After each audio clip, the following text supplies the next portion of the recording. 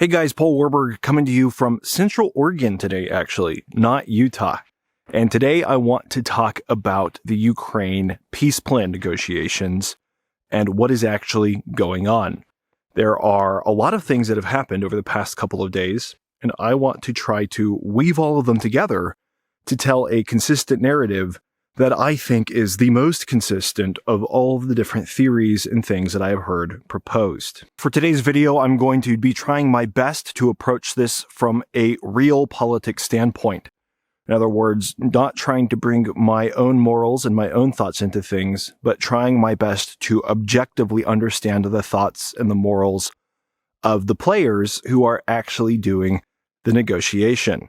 And it's important, in order to do that, that we understand the different motivations of all the players, why they're in the game in the first place, and what they hope to get out of it.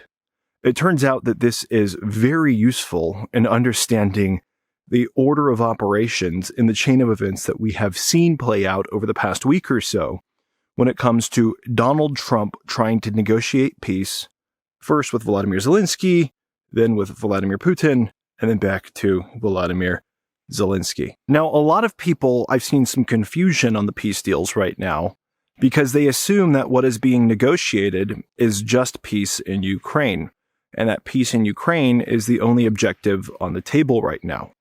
But that is objectively not true. There is something else that is on the table right now that a lot of people are missing that explains a lot of the things that we're seeing. That is something that was brought to the table very recently after Donald Trump took office, which is the United States' access to Ukraine's rare earth metals. Now, if peace in Ukraine were the primary goal for all of the major players right now, the only thing being talked about would be peace in Ukraine. But as it turns out, for at least Donald Trump, it appears from an objective standpoint that peace in Ukraine is not the primary goal.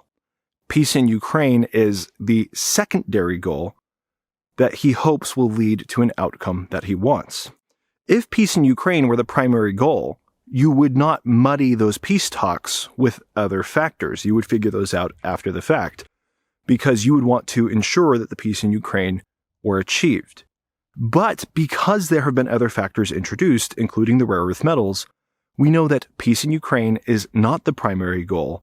It is a secondary goal that is, at least in the mind of Donald Trump, seen as a means to an end. Now, once you understand this fact, you can start to understand the chain of events and the order of operations that has led us to where we are, at least while I'm standing here today. What we have seen happen since Donald Trump took office in regards to Ukraine is that Donald Trump has struck a deal with Ukraine, or at least struck a mutual agreed interest in Ukraine providing rare earth metals to the United States in exchange for some kind of help. The specifics of this deal have not been ironed out, and that turns out to be very important. For example, we don't know if Ukraine is going to be giving these rare earth metals to the United States, or if they are going to be giving them to the United States at a reduced cost. We don't know exactly what percentages of these rare earth metals will be allocated to the United States. Those are all details that can still continue to be negotiated. Now, after this mutually agreed interest in at least pursuing this was reached by Donald Trump and Vladimir Zelensky in Ukraine and the United States, that's when we saw the next pieces of this chain of events play out. And if you think of this like a business deal, it makes sense. Donald Trump, his next move, was to do something that the Ukrainians were frustrated by, and that they had repeatedly told him prior to him doing this that they did not want him to do this, which was that he called Vladimir Putin and started talking about peace in Ukraine without Ukraine present in the room. And actually, even before Donald Trump made that phone call, a representative from his administration made some very public statements about what he saw as the terms for the peace in Ukraine. And his statements were pretty negative towards Ukraine's stated desires. His statements were basically that Ukraine's stated desires were unrealistic and that Ukraine would probably have to change their tone.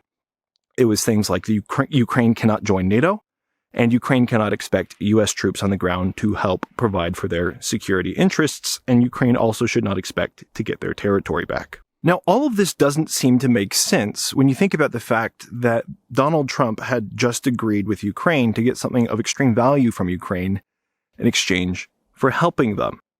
Why would he then turn around and say that Ukraine's desires were unrealistic and start talking to Russia instead of talking to Ukraine? And the answer to that is that Donald Trump, his history is as a businessman, and in particular, a very hard-nosed businessman who pushes very hard to get what he wants and is not afraid to hurt his business partners in the process to basically beat them and subdue them into a better deal for himself. And that kind of personality and that kind of background, we very much see at play in the current peace deal with Ukraine. What I think everything going on signals right now is that Donald Trump does in fact want a deal that is in Ukraine's favor, and he does in fact want Ukraine's rare earth metals. Ukraine can offer him something, Russia cannot offer him anything. I think he's very much on Ukraine's side. But I think he wants to make Ukraine as nervous and as frustrated as possible to potentially force them into a worse deal on the rare earth metals piece, so that when the United States does help Ukraine, the United States ends up with more money. Now, despite all of this, I do think there is a fundamental flaw in Donald Trump's strategy here, where he is not appreciating enough Ukraine's own position and Ukraine's own stated desires. And he is not appreciating enough the very real walk-away power that Ukraine has if they don't get what they want.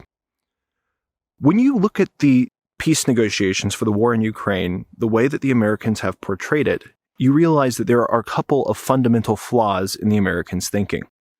And really at play is they overestimate Russia's strength and they underestimate Ukraine's strength. They assume that Russia can keep going and going and going forever and that Ukraine would not be willing to do so. But I think when you actually look at the battlefield conditions, while this is a war and both sides are very weary, it's actually probably the opposite. Ukraine probably has significantly more walk-away power from any deal that the United States proposes than the United States thinks, because Ukraine is a lot stronger than they often appear in the media, and Russia is a lot weaker. In particular, in the media, you'll often hear stories about how the Ukrainian front lines are breaking down, and Ukrainian soldiers are desperate, and they are deserting, and all these crazy things.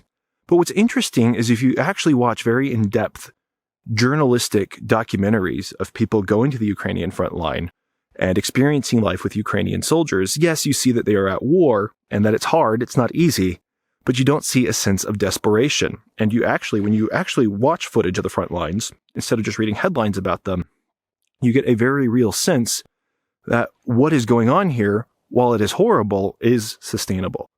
You get the idea that Ukrainians are actually getting stronger and stronger and more professional in their tactics with more experience and getting more efficient at using technologies like drones and artillery shells and things like that. Whereas the Russians, what you actually see is an increasing desperation, where you see much more meat wave style attacks now than you even did in the early days of the war, to where Russian soldiers aren't gaining experience and getting better, because usually their first combat experience is their last combat experience. And so the Ukrainians are ramping up and up and up in skill, and the Russians are decreasing in skill and decreasing in abilities. You see this in things like the fact that the Russian military has now deployed donkeys to the front line in Ukraine because their equipment, their technology, is not working for them. They can't produce it in sufficient scale, and if they do, it just gets destroyed, and a donkey is cheaper, so we're just going to use that. And you also see things like how Ukraine has closed the artillery advantage that Russia had earlier in this war. Earlier in this war, the Russians had a 10-to-1 artillery advantage, and the Ukrainians still survived and sustained through that. That artillery advantage has now been reduced to something like 2-to-1. And a lot of this comes not from the United States, but actually from Ukraine's European partners and from Ukraine itself, which is producing a lot of their own weapons now that they just needed time to develop those capabilities since the beginning of the war, and those capabilities are now there. So in many ways, well, yes, the war is desperate for Ukraine, and they would love to end it to save Ukrainian lives, they need to end it on terms that are favorable to them. And if those terms are not reached, Ukraine can keep going for quite some time. A further factor here is that the United States probably doesn't have as much walkaway power as they think they do, because the Ukrainians' dependence on the U.S. has gone way, way down. A lot of the things where they've closed the gaps I've already mentioned are from Ukraine's own domestic weapons-producing capabilities, which are often being funded by European nations giving Ukraine the money to do that. But Ukraine also, if the U.S. decided to completely walk away from the war on Ukraine and not give them any military aid anymore, that doesn't mean Ukraine cannot acquire U.S. weapons. They can still acquire them through European partners that would purchase them from the U.S. and then give them to Ukraine.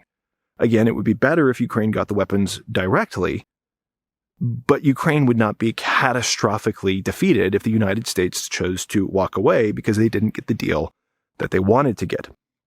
Even more than that, Ukraine has some capabilities that they haven't used yet up to this point in the war that could severely disrupt Russia's economy, which would not be exactly what the United States wants. Ukraine could easily destroy Russia's Shadow Fleet capabilities by taking out the facilities that pump Russian oil actually onto the Shadow Fleet and take it to the rest of the world. And I have other videos on that, so I won't go super in depth here.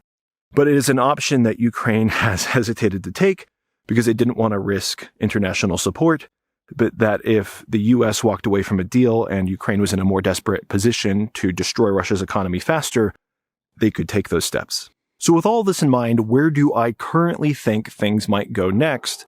And how do I think the peace talks could ultimately end up based on the way the situation sits right now?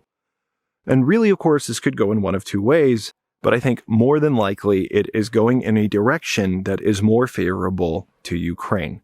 Because right now, Ukraine has all of the chips to play, and Russia has very few to play.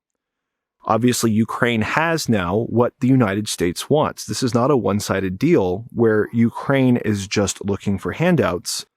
Ukraine has something that the United States wants, and that is more valuable to them to acquire it in some form than to not acquire it. So the United States has every incentive to work a deal that is more favorable towards Ukraine. At the same time, the United States is going to engage in a certain amount of bluff and bluster to get Ukraine on edge, to get the European world on edge, and to try to maximize the value of that rare earth metals deal. But that rare earth metals deal is worth more to the United States in whatever form it comes in than all of the aid they have given to Ukraine put together. And so, more than likely, though they are showing some bluff and bluster right now, they're going to end up more on Ukraine's side. And even if that deal falls through, let's say the United States overplays its hand and it tries to get a deal that Ukraine does not find acceptable, Ukraine has all the chips to play in terms of endurance and durability and their ability to continue carrying out the war. Russia doesn't have as many chips to play because Ukraine can actually do things to hurt Russia more. There's not much Russia can do to escalate this war and hurt Ukraine more, because if there was, they would have already done it. All of that said, I don't believe that there is actually a diplomatic solution to the war in Ukraine right now.